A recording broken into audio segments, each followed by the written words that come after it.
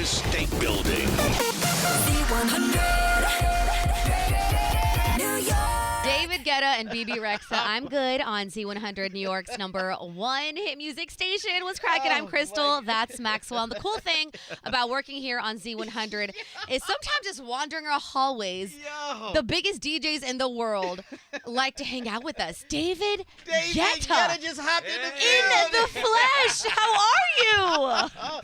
Hi, guys. We just played your song. We just got done playing I'm Good. It is a massive track. It's still one of the top trending and global, just bangers. For you, my dude. Does it feel real hearing you on the radio? And then I'm walking in the corridor. Yeah, and then you're walking right in the corridor. How are you feeling? I'm good, thank you. I mean, good. It makes sense. Oh, Those words are never going to sound the same ever to anyone. But, you continue to crush. You continue to be one of the biggest names in music. You continue to challenge yourself, David Guetta. What does it Are still we live feel like? right Yeah, now? We are live on the radio. Oh, wow, that's crazy.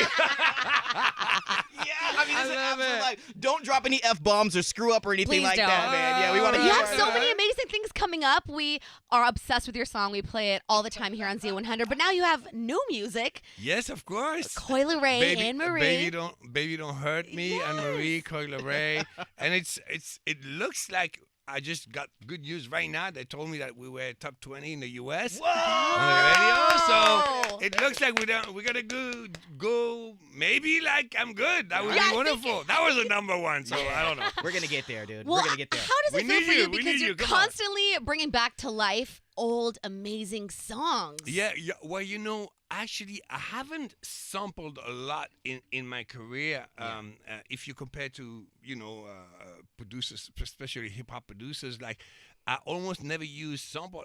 And then I did it, and it became probably the biggest record of my career. And I'm like, oh, okay. You should have started off doing that a little long also, time ago. I'm a DJ, so I know all the samples. I've been a DJ my entire life, so I'm like, okay, you guys like that? I'm gonna give you that. So it's funny. Like I was in LA for 2 months, and I kept recording those flips. Like I have so many that are ready to go. You don't mind sitting tight for a little bit and sticking with us for a while and talking about some of those flips and some of those things that you have still in the chamber, hanging with it. You got 10 minutes to kick it with us, David Guetta, or what? But actually, there's a crazy one. There's something crazy happened. I made a remix for Leray. Oh man! And of Players, and I went to the studio. She was in Miami finishing her album.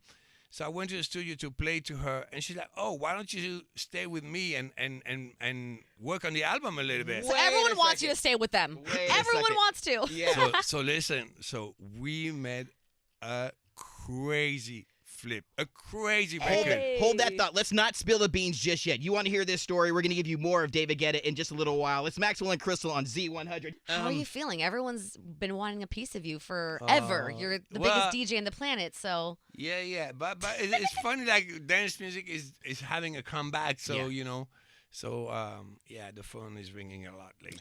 Yo, I can imagine that it's been such a fun journey to watch music evolve. You never really use samples, but now you're adding that as a part of your repertoire. What's that feel like for you to know that you still have an entire new avenue to challenge yourself and to create bangers? Well, it's just fun because it's a different technique using samples, and I'm trying to do it in a smart way, that is subtle and yeah, really, honestly, when we did I'm Good with BB Rexa, we were just having fun in the studio, and people don't know, but it was 4 years ago. That's what I think she had said that one time. She let the beans spill. Like she said, this is a song that was just us having a good time. That was such a long time ago that it took its own life on when TikTok. Yeah, got exactly. That's what happened. Oh. I played it in my DJ set. Yeah, and someone sampled it from my DJ set on YouTube. And that's how it became a hit. It's crazy. So it was a hit even before I released it.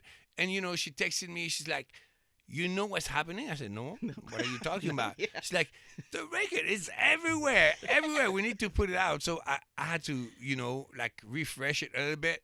And I had only 2 weeks because, you want to be on that wave, Yeah, buddy. And then we released it. And it's the first time in my life that I play a record for the first time in front of the crowd and that everyone is singing the words. Wow. But that never happened before? Of course not, because before TikTok that was not possible. Wow. You know, Dude, I mean, they're catchy, they're earworms, they're viral sensations. But I'd imagine from your vantage point, from the stage to the crowd, it's got to be the most just amazing feeling. in the case of What Is Love, the way it happened is I was playing as a DJ. I was playing a remix, like a bootleg of What Is Love, using this a cappella, and it was getting the craziest reaction, like probably at the level of Titanium when I Wow. played, and I was like, wow, this is not even normal because that record is so old, So I'm like, okay, maybe I should really make a record out of that, and that's how it is. Because after I'm Good, I was like, what sample could I flip, and that's how I decided, and it's doing really well. Yes, It's it doing is, of extremely course. well, and also it's cool because like I'm global. Anne-Marie is huge in Europe. Yeah, she is. Leray is exploding right now in America and everywhere. So it's really like a record that is bringing, the whole world together. For sure.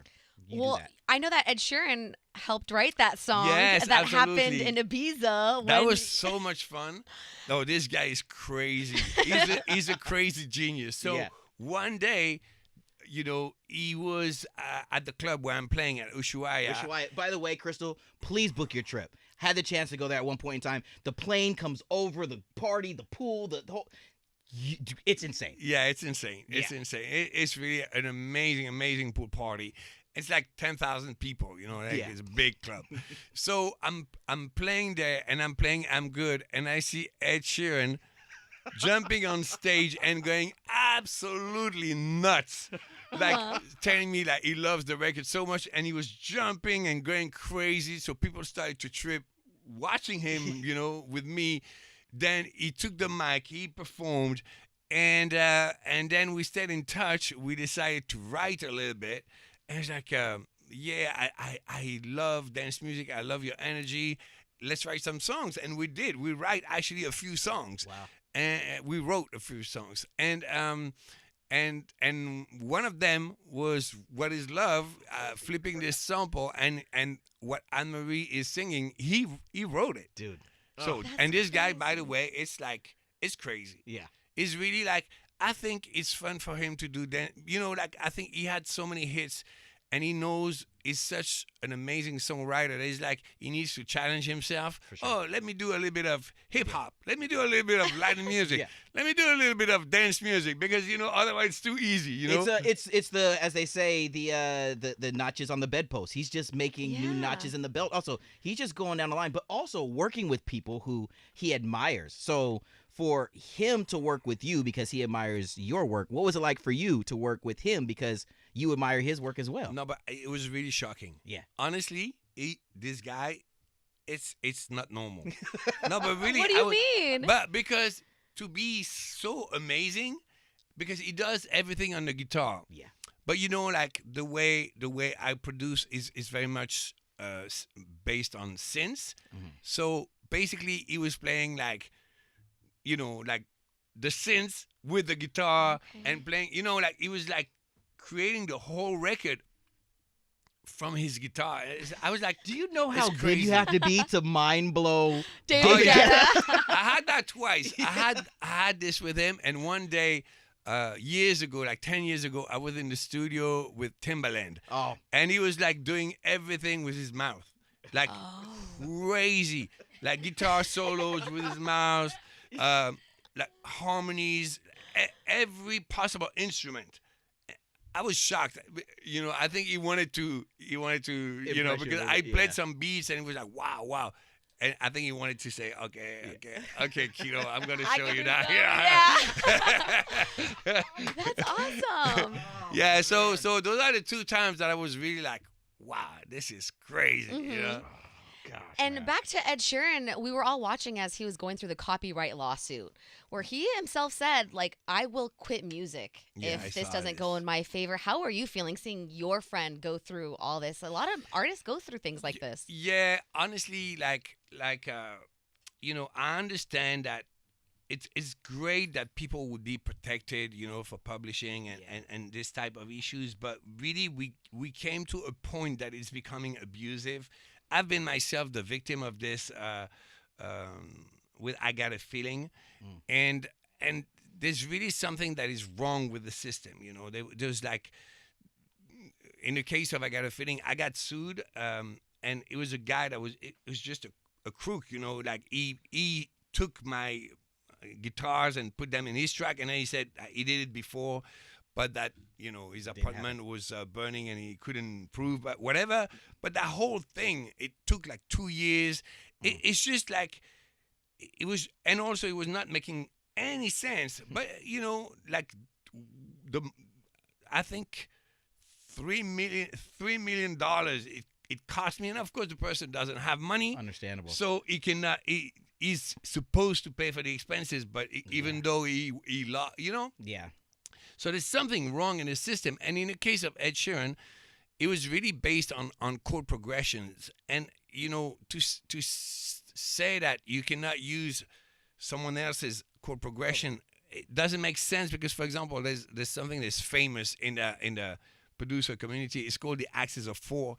So basically, you have most of the pop music records are based on a chord progression called 1-5-6-4, and that chord progression is the same. And there's like a joke, if you type axis of 4 on YouTube, you'll see it's really, really funny. There's these comedians that they say, "Oh, we're not famous just because we never use those 4 chords," and they start to sing like every hit record of history on those 4 same chords, you know. So basically, wanting to, protect melodies, this is right. Yeah. But wanting to protect a vibe, it's crazy, because honestly, nothing comes from zero. The reality is we all listen to, music we love, and we make it evolve. And this is part of what music should be, So like people have been copying classical music forever and then disco was copying soul, and rock and roll was copying rhythm and blues, and that's okay. That's okay. It's just part of music. Is a constant evolution, and you listen to something you love, and you make it yours by adding your own sensibility, and that's totally okay. That's not copying. That's being, It's being creative. That's being an artist. That's being that's a part of evolution. It's a culture. Yeah. So, you listen to something and you make it evolve. That's culture.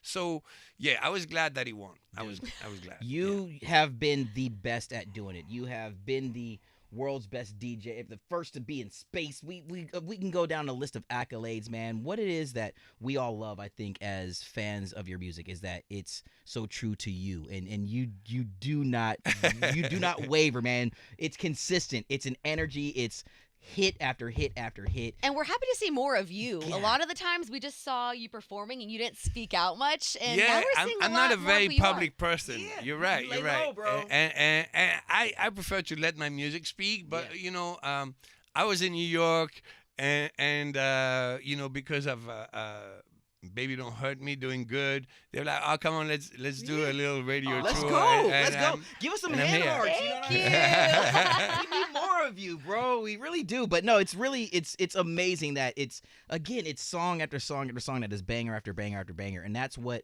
the world needs. It's music to move to escape. And you have been a pivotal part in helping us all just feel, and that's like the dopest. I don't know if we're allowed to. That's the dopest ish ever, for sure, Dave. Well, thank you very much. I think that's the power of dance music, is really like to allow people to come together, to forget about their problems. It's positive, and I think right now people need positivity, and that's what it is. Like, I'm good, Baby Don't Hurt Me. We're like booking a those trip to records. Ushuaia. I'm telling you, you need to hit You the are pizza welcome. one time. I'll take care of you. You Right. have a good time. David has telling said it you. himself. He said it himself, man. This is the the G, the OG, the one that like we said in this whole conversation makes us feel none other than David Guetta in the Thank you building. so Thank you. much. Thank you. From the top of the Empire State Building. Z100.